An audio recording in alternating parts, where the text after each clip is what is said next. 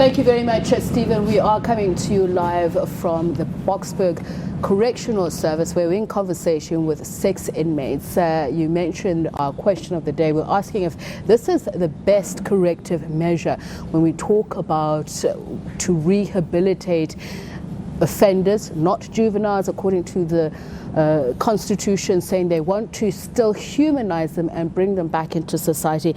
As we mentioned earlier on, that rehabilitation is still a priority, or rather responsibility of society. Each and every single one of us has a contribution to make. And let's invite now into our conversation Asnath Ngonyama, who's a registered educational psychologist, Correctional Services. And I want to hear your point of view in just a moment, but I'd like to give the young men an opportunity to just complete the session that we're talking about, their individual experience of life in prison and what it has meant. So, Liam, let's come to you just quickly. How have you experienced life in prison? Life in prison at the moment, it's very, very difficult. What makes it difficult? The fact that we're in prison. What does prison mean to you? Obviously it means lack of freedom. Yes. But is it lack of space? Is it lack of luxuries? What does freedom mean to you? Lack of family. It's a lack of everything. But the best thing is out of prison, that I'm regaining my life back day after day, bit by bit, with the courses that I'm learning, getting taught on a daily basis. It's teaching me about my mistakes which I've done wrong, and how should I go back and correct that mistakes. Okay. So, Patrick, how are you experiencing life behind bars? What was your first thought, actually, your first night? How did that feel like? To be honest, the first thought which came to me while I was in the admission cell was like, am I gonna go out here still finding my parents alive? And that's what brought a shock to me. That's my first thought that I thought. But being in prison, how can I say, it depends how you take it as an individual. It's like you can learn while you are in here. You can just sit back and just say that, no, I've made a mistake, life is over. So it's up to you as an individual while you are in prison. What are you busy doing? What made you feel like life is over? You thought about your parents. What else did you miss? You know, while I was at the time when I was about to get arrested, me and my father, we got very close together. Like, our relationship came so close, which when I was like the time when I got arrested, that's what broke me, because I was like just starting to get this relationship with my father, which brought me closer to him, where he would share with me how he grew up and how he went through life. You see, that's what I'm going to broke me. ask you later, because I want to hear from you if those are the thoughts that you are going through. Why did you continue doing what you were doing? I really want to understand that. But let's hear from Kevin. Kevin, you were saying that when you're at the airport or before you left, you're thinking, why am I doing this? So when you got into prison, what did you think? The first days I'm in prison, I'm thinking too much about my family, about my home, because it's too far away of here. The first thing coming in my mind, why I'm here? But who did you leave behind at home in Brazil? Mother, father? My mother, father, and one brother, one sister. Are you the eldest or the youngest? I'm the first one. The first one? Yeah, I'm the first guy. You see, então seems like that experience what I have to teach my small brother and my sister, seems like I don't have it, you see, in my life. Because when I'm there, finish my matric, my small brother seems like he's happy for me.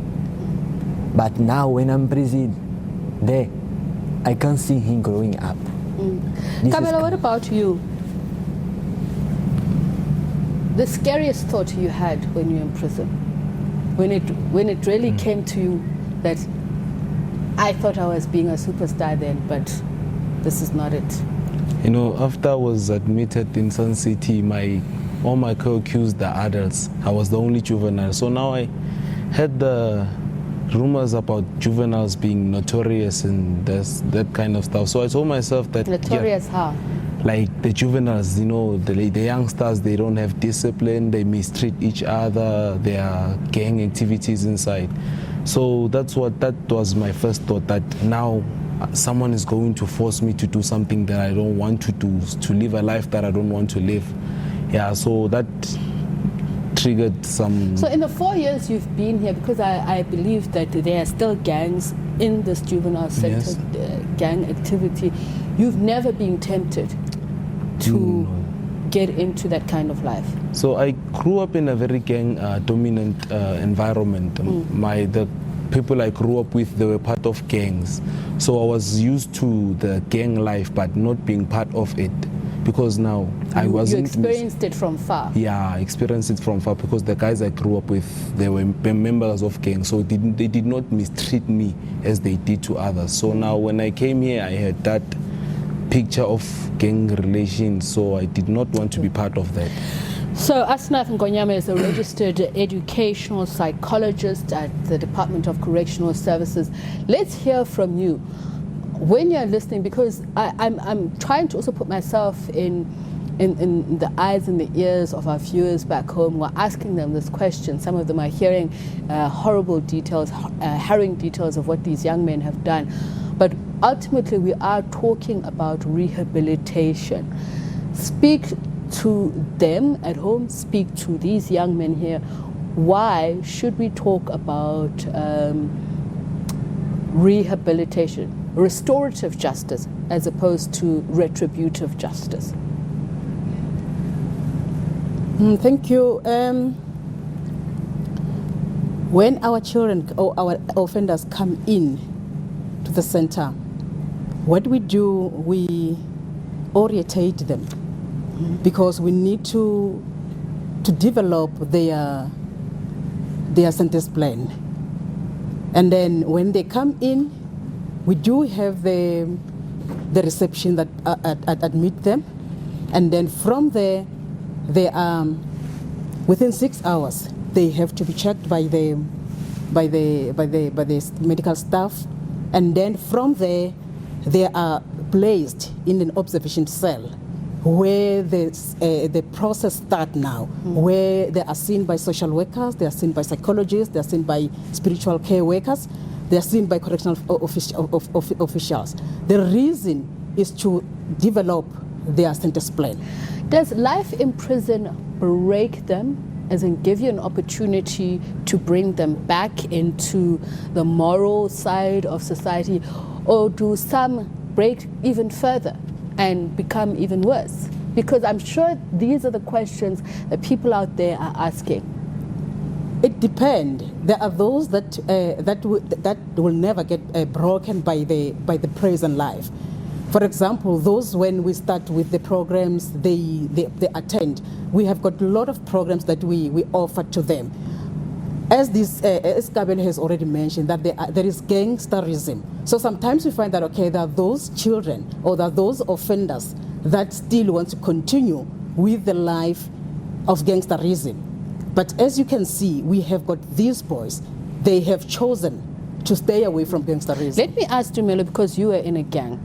Have you thought about going back into the life of gangsterism? Yes, I have. What made you think that? Because like I can say, you see, outside prison and inside prison, the gangs are different. And like when you are inside prison, it's not easy for you to survive when you are not in a gang. Why? Do they bully you if you're not in a gang? Yes, they do. Have any of you experienced that? Yes. So what stops you from being in that gang? I mean, you, especially Dumelo, you've been in one, so you know if there were positives of it, you would say, okay, well, maybe let me just go back to that. Yeah, what stopped me from being in a gang, like, I thought of my family.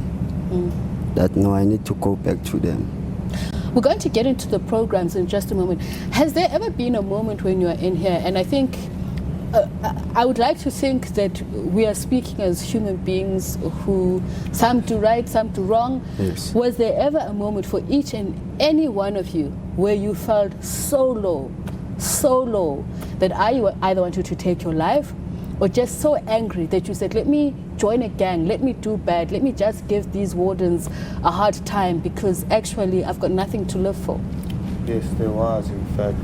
The matter of fact, the day when I got sentenced, I was at Sun City for the first few days, but reality never kicked in. The day when I put on this blue uniform and I went to my single cell, I got 2 boys, 2 other inmates in there. They were asleep at the time I got there. I came in, I sat down on my bed. I cried myself to sleep and I just said, why me? But I know I did wrong, but I didn't deserve such a hard sentence. And I was contemplating by taking my life. And then the boy in the cell, he told me, he said, Jesus loves you, because he could see that I was really stressed. And just any movement, I would like retaliate in a harsh way, like always be that energetic. Like if something just moves, I would like, what's that? You are ready for fight. Anything.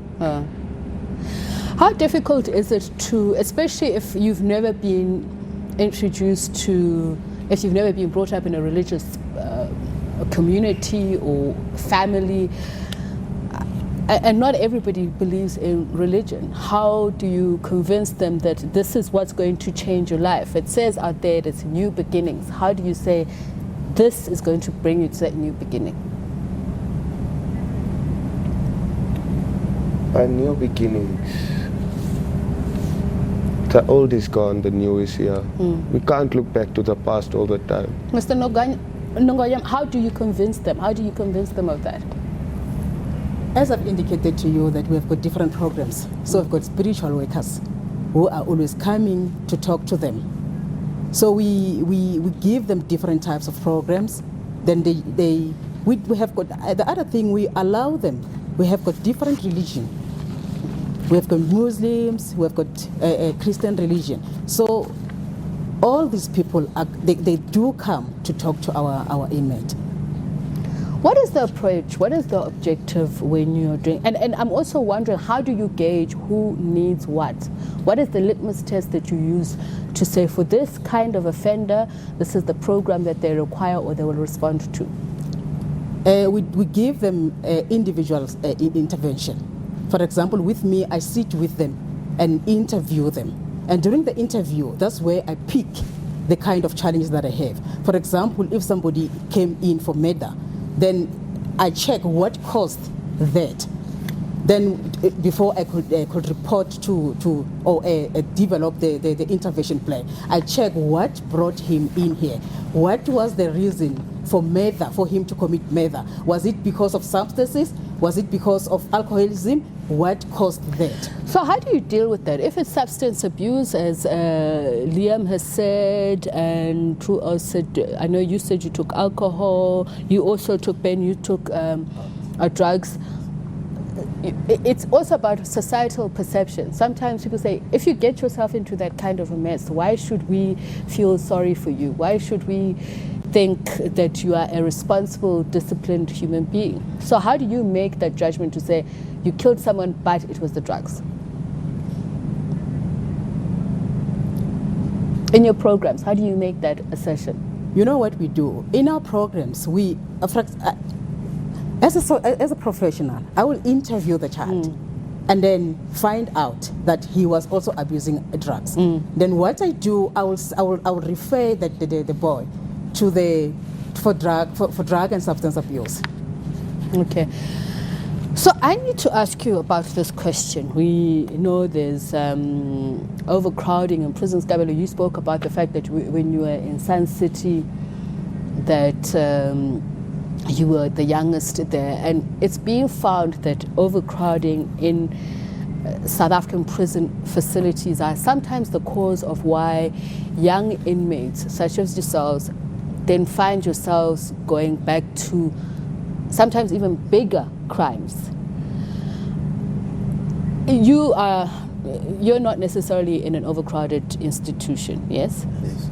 But hearing other people's stories, being incarcerated with other, say if you are in here for robbery and somebody tells you how they killed someone, how does it make you think and feel? Is it a warning to say, so glad I didn't go that far, or is there a sense of, You said, Kabela, I had the bravado to say, I'm going to show them. I'm going to show them that I'm also strong. Actually, with me, I had this thing, I wanted to know more about what brought the guys here when they came. So when they came, that's what they did with me. What did you come here for? How did you do this and that? So with hearing the stories from the other guys, it really made me, it was a shock. How could a person do this and that? Because you'd hear a case of someone murdering their own relatives, his own mother or his father, because of money, the inheritance and stuff. So it really, you learn a lot, and you'd say, "Nay, I'm glad I did not go that far." Dumela, I'm going to come to you in just a moment. Kevin, I'm curious about you. You came here not even knowing how to speak any other language other than Portuguese. Nothing. So how do you feel? You come into an environment like this, you're from outside the country, Yes. you look a little different than most of the other inmates. Yes. The first day I come to South Africa, I'm here. I don't know, speak English, Zulu, Tswana, other language of the South Africa, you see.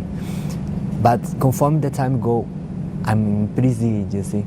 The day I ain't in prison, I go to the social work, I go to other cause. He tell me, take care of yourself. Because when you take care of yourself, you is possible to know how to speak, to listen to us. And ngizwa bathi uyasikhuluma lesiZulu. Manje siyakhuluma Uyakhuluma wena futhi, eh? Yeah, yakhuluma. Was it because you decided to trust your fellow inmates?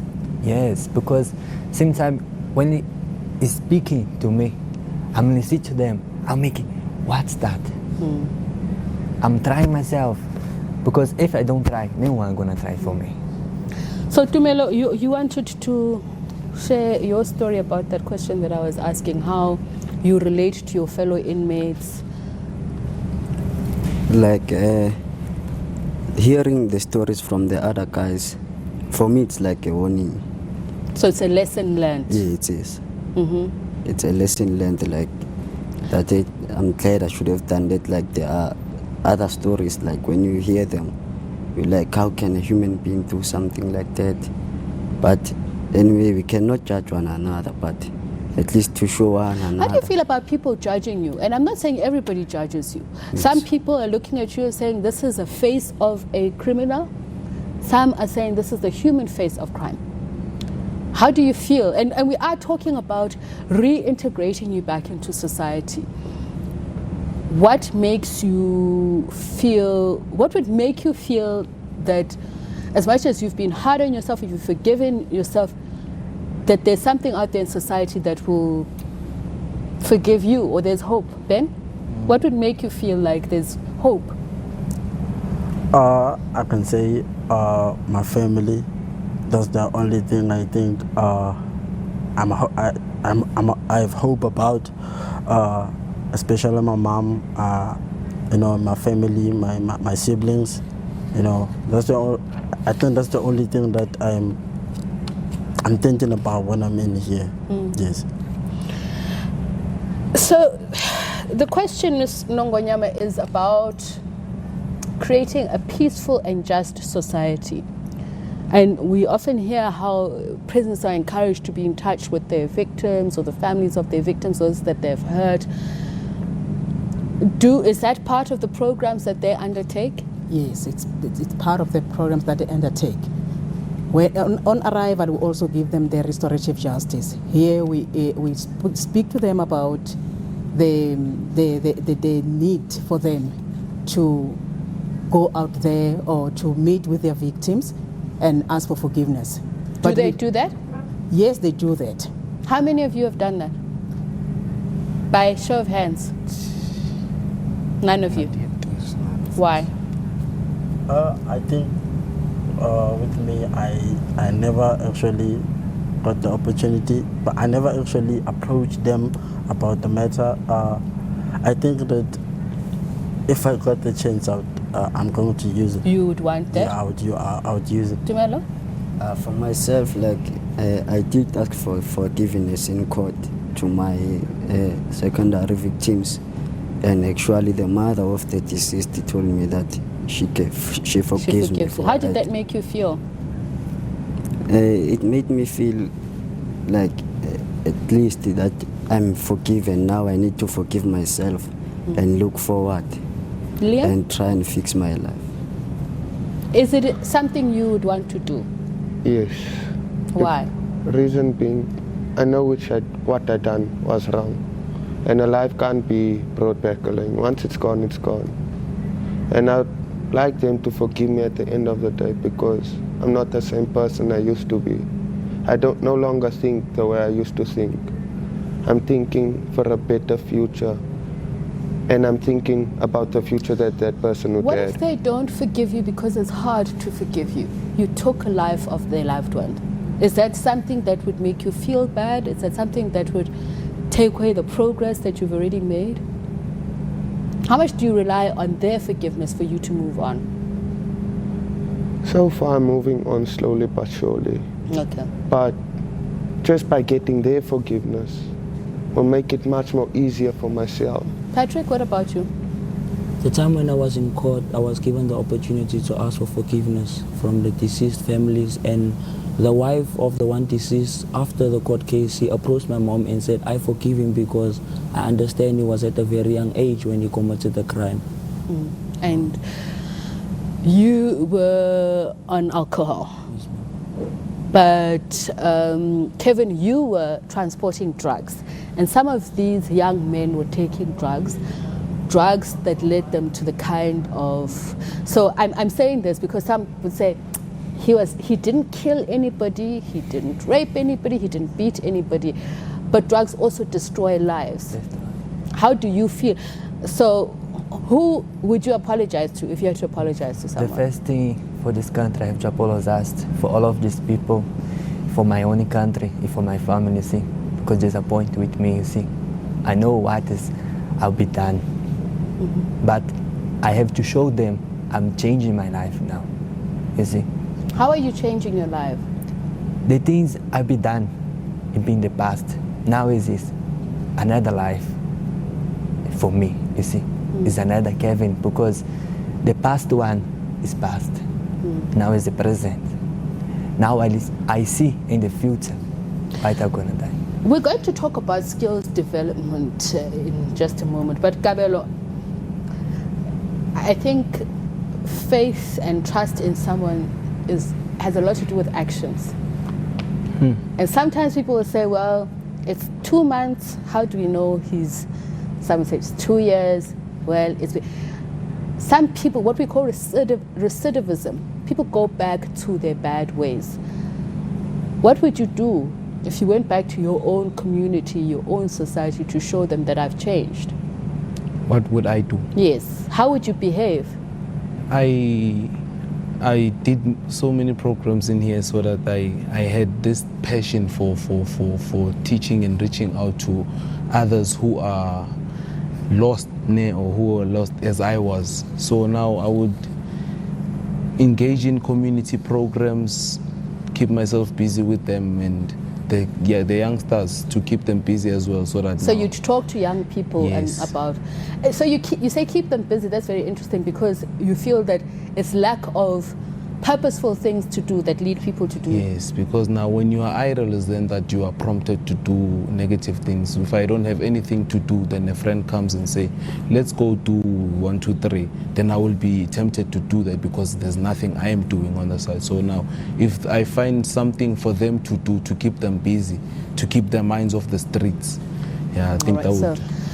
We're going to continue our conversation with the 6 inmates here at Boksburg Correctional Center in the Juvenile Center, which is where they're housed. And we'll continue our conversation with Asnath Ngonyama, who's a registered educational psychologist. We'll also speak to the Regional Commissioner later on.